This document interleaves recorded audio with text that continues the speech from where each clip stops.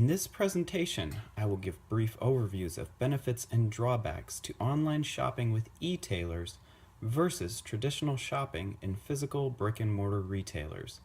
To solidify the comparisons in your mind, I will use two giants of the industry, Amazon.com and Sears Holdings.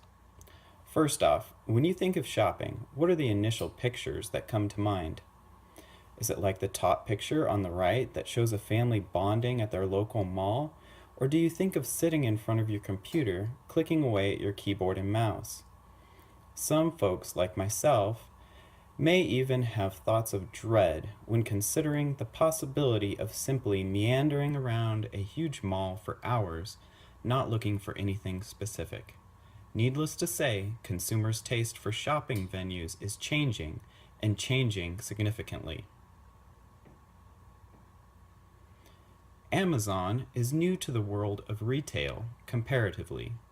They were founded in 1994 originally as an online bookstore that now CEO Jeff Bezos runs out of his garage, or ran out of his garage. Within 2 months, he was making $20,000 every week, and it continued to grow from there. Now, Amazon serves customers worldwide, has 172 distribution centers, some over 1 million square feet in size, has over 300,000 employees, and is valued at $292 billion.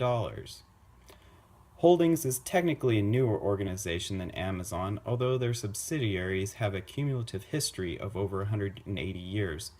Sears Roebuck and Company was founded in 1886, and the first Kmart store opened in 1962. Over time, both retailers were eventually purchased and combined under the current flagship, Sears Holdings, which was founded in 2005. Holdings serves customers in the United States, Puerto Rico, and Mexico. They have a total of 1,500 stores and 178,000 employees. Their overall net worth, however, is $1.9 billion. Amazon's appeal to shoppers comes from their huge selection of products, competitive pricing, convenience, and more. Remember when I mentioned how I hate aimlessly shopping in malls?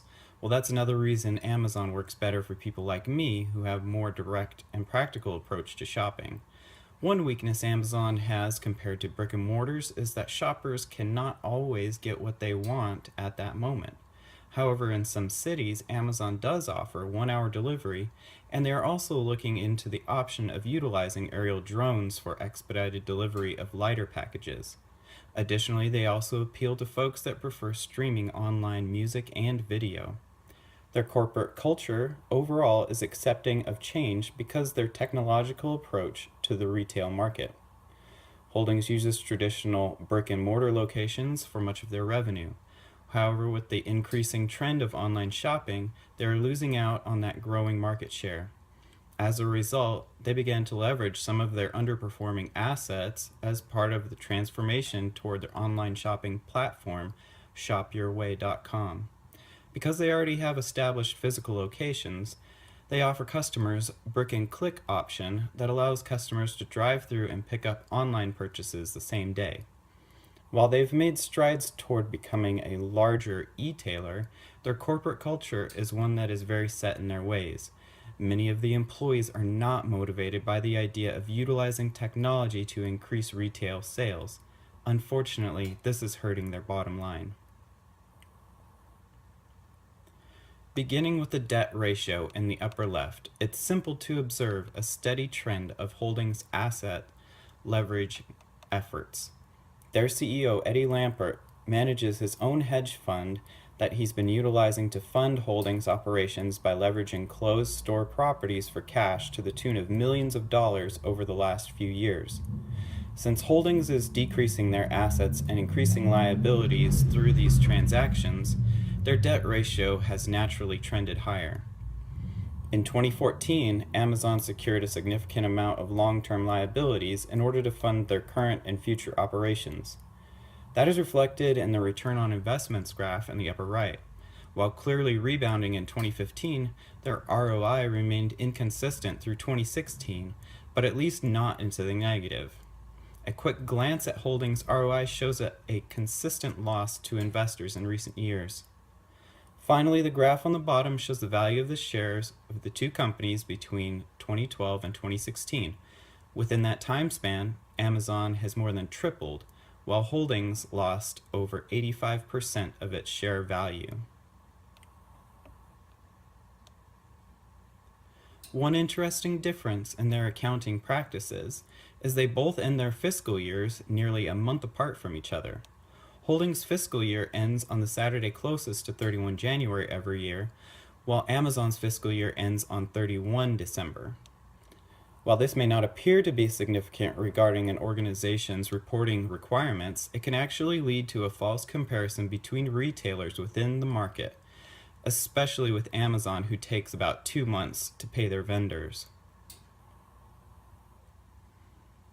Based upon the comparison between an e-tailer and retailer, it became very clear that Holdings is not the wise choice for an investor such as myself. Amazon, on the other hand, would be a good choice for investing because they are extremely relevant within their market. They have minimal competitors, they have incredible brand value, and their operations are very efficient. Holdings does have the potential retail footprint and brand value to compete with Amazon in the future, but that will only happen if they successfully pivot away from many of their brick and mortar locations to provide enough resources to successfully drive their online shopping option, shopyourway.com. As it stands right now, Holdings is slowly fading away as they leverage properties to fund operations and become more and more irrelevant to the growing population of tech-savvy consumers. While there are many variables that determine the future success of a company, and this picture may not be an accurate determining factor for the future of retail, it does paint a very clear picture with its historical data. If you enjoyed this presentation or have any questions or comments, please feel free to send me an email to the email address on the first slide. I would love to hear from you.